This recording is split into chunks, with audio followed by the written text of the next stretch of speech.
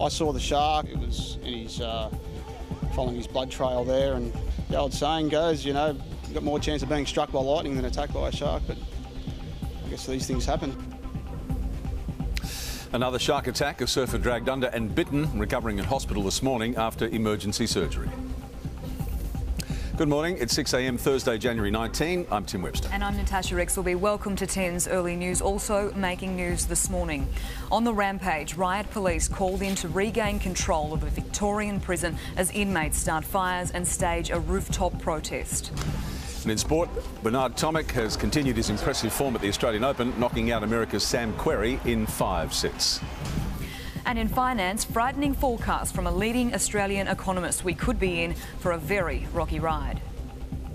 Today's weather, more showers and thunderstorms for eastern Queensland. That trough responsible will also trigger a few showers and storms in New South Wales, Victoria and northern South Australia. Hot and thundery weather in WA and the tropics.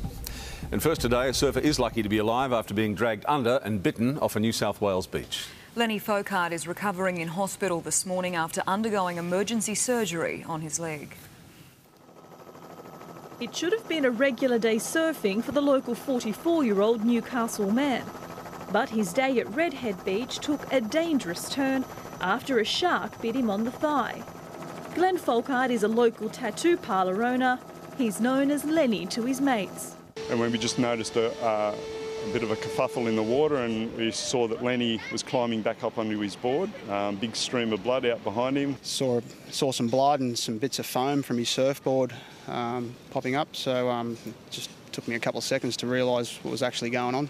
Surfers quickly responded to Lenny's plea for help. And just said, look, I'm in trouble, help me. The type of shark hasn't been confirmed, although witnesses say it was either a baby great white or a bull shark. From the bite on his leg, it looks like it was a decent-sized shark. Lenny said it looked pretty big. There's a couple other guys here that said it looked 6 to 8 foot. Redhead Beach is usually netted and hasn't seen a shark attack for years. Locals credited Nathan's quick actions, some even branding him a hero. It was one of the guys who paddled deliberately over to him to drag him in. It was just a real act. Paramedics treated Lenny's leg at the scene after he'd already lost a lot of blood. He's undergone emergency surgery at John Hunter Hospital and remains there in a serious condition. Antoinette Lattouf, 10 News. Order has been restored to a Victorian jail this morning after inmates staged a riot. Fires were lit and a rooftop protest held at Fulham Prison. 10 reporter Eleanor Quirk has the latest from our newsroom in Melbourne. Eleanor, what sparked this disturbance? Tim, good morning. Well, it has certainly been a tense riot overnight at Victoria's Fulham Prison, which is in the States East. The trouble began yesterday afternoon at around 4 o'clock when a group of inmates were told to return to their cells. Now, they're apparently unhappy about new conditions at the facility, which includes an earlier lockdown. So instead of following instructions, they grabbed what they could to use as makeshift weapons, including cricket bats and sporting equipment, and began scaling the fence. They then set a number of fires and caused a fair bit of damage to buildings before bedding down on the roof. Now, negotiators spent a good part of the night trying to talk them down and at one point forced to use capsicum spray and also turn on the rooftop sprinklers. Now, they were eventually successful in their negotiations. The prisoners eventually came down around 11 o'clock last night and the standoff was officially resolved at around 3:30 this morning. So thankfully, Tim, no injuries, but prison guards are obviously concerned and the union will attend the facility this morning to talk about safety in the future. Yeah, I'm sure a bit of a rough night. Thanks, Eleanor. Eleanor Quirk in our newsroom in Melbourne. Racism is very much alive in our country, according to the man giving this year's Australia Day speech. World-renowned brain surgeon Dr. Charlie Teo says Australia is the best nation in the world, but it's absolutely wrong to think Australian means white Caucasian. He's revealed his daughter has been racially abused on Australia Day itself. She was celebrating when a group of drunks told her to go home because she looks Chinese. A man is being questioned by police this morning following a siege at a home in Perth. Armed officers were called to a house at Alexander Heights in the city's north last night, following reports a father was holding his 3 children hostage. Part of the house and a car parked outside was set on fire, and after 3 hours of negotiations, a 37-year-old man was arrested. The catamaran that flipped in heavy seas off New South Wales off the coast is tipping its 9 passengers into the ocean has been salvaged. A dramatic rescue unfolded after all 9 men were spotted clinging to their dive boat in open ocean off the central coast. Rescuers plucked them from the water before taking them to nearby Carril Bay. None of the men were injured and they refused medical attention. Their vessel was also pulled from the water and taken to a boat shed for repairs. The war in Afghanistan is expected to cost Australian taxpayers an extra $1 billion next financial year. The government says that's partly because of an increased troop presence in the region and better protection measures for soldiers from roadside bombs and rocket attacks. Since 2001, Australia has spent $7.4 billion on its Afghan mission. Afghan forces are set to take the lead on security in Uruzgan province by 2014. 2 PR gurus are waging war on the pokies lobby free of charge. The man behind the Kevin 07 campaign, Neil Lawrence, is teaming up with Sue Cato to take on the powerful pokies lobby. Friend and anti-gambling campaigner Tim Costello is playing a key role by sharing his expertise. It's actually all of Australia. We'll use social media to great effect. I've had offers of donations already. A marketing firm coming into the debate at this particular point in time is going to inflame a situation that doesn't need any more fuel on the fire. It comes amid claims Julia Gillard will renege on her gambling reform agreement with the independent Andrew Wilkie. I'm still working on ensuring the government honours the agreement it signed with me some 18 months ago. There's been speculation today about voluntary pre-commitment. I want to make absolutely clear I would not support any system based on voluntary pre-commitment. Mr Wilkie will continue discussions in Canberra later this week. It's decision time for tens of thousands of students across New South Wales who've just received much anticipated university offers. Released online last night, a record 59,000 places were offered to 85,000 pupils, with science degrees in highest demand. In a bid to boost graduate numbers, the government has removed caps on admissions in the 25 to 34 age range. Students who didn't get into the course they wanted are still encouraged to accept their offer to secure a place at uni. Then they can reapply for late round offers which close on January 25.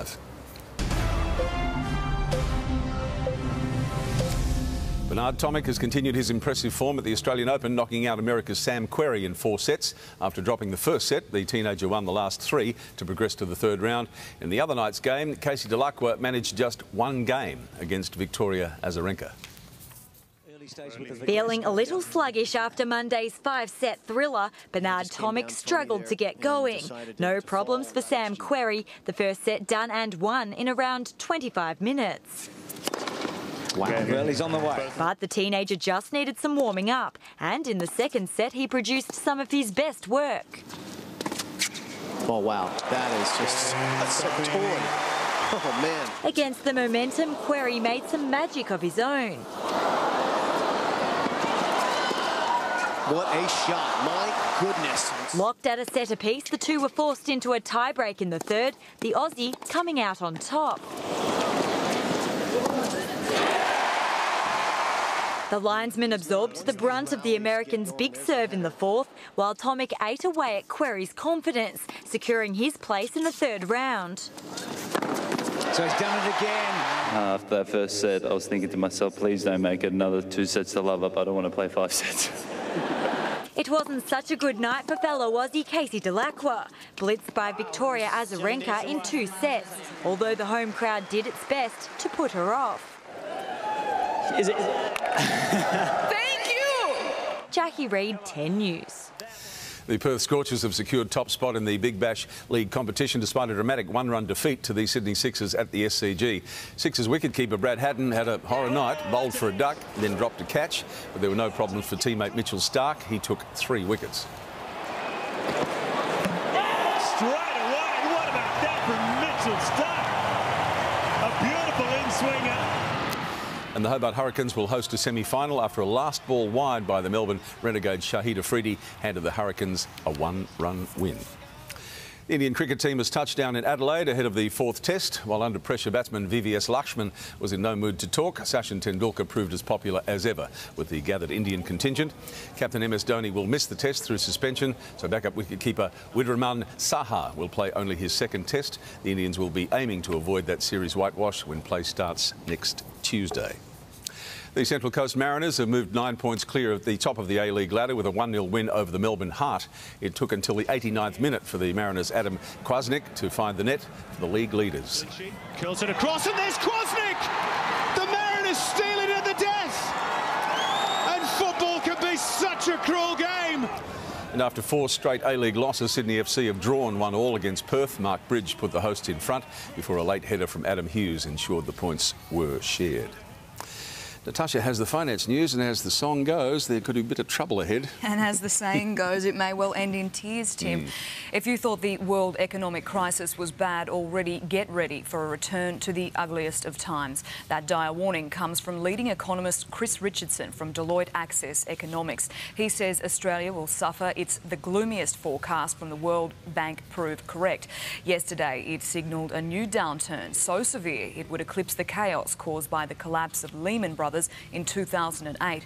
Australia's economy is stronger than most and stands a better chance of fighting off a renewed downturn, but it's not a good time to look into the crystal ball. But on the upside, now is a time to book that European holiday. The Aussie dollar is going great guns, punching well above its average.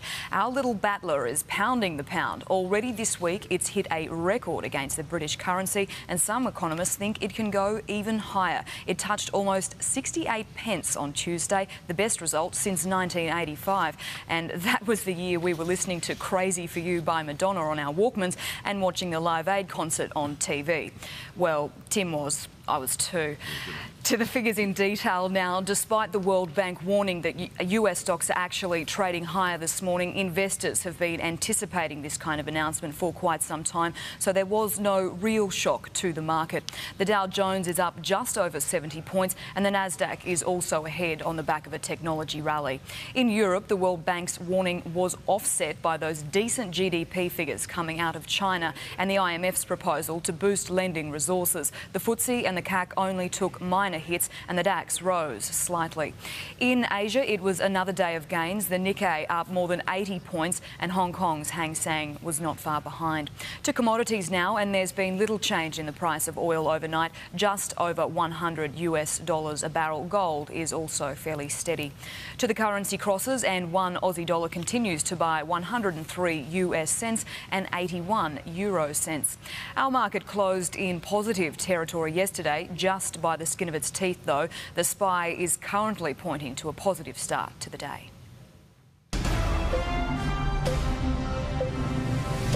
And a quick look at the weather. Brisbane possible showers and 30, Sydney clearing showers 26, Canberra late showers and 29, Melbourne increasing sun and 25, here's the pick, Hobart mostly sunny and 22, Adelaide sunny and 31, Perth thunderstorms and 34, and possible thunderstorms in Darwin 33 degrees. Taking a look at the newspaper headlines this morning, the Courier Mail reports pedophiles who've been fitted with GPS trackers have been busted meeting with other child sex offenders. The Australian reports West Australian Labor leader Eric Ripper has stood down, leaving the way for Mark McGowan to try and topple the nation's most popular premier at the next election. And the Herald Sun reports the original Yellow Wiggle has hot potatoed his way back to the band, and it's all over a brutal money battle.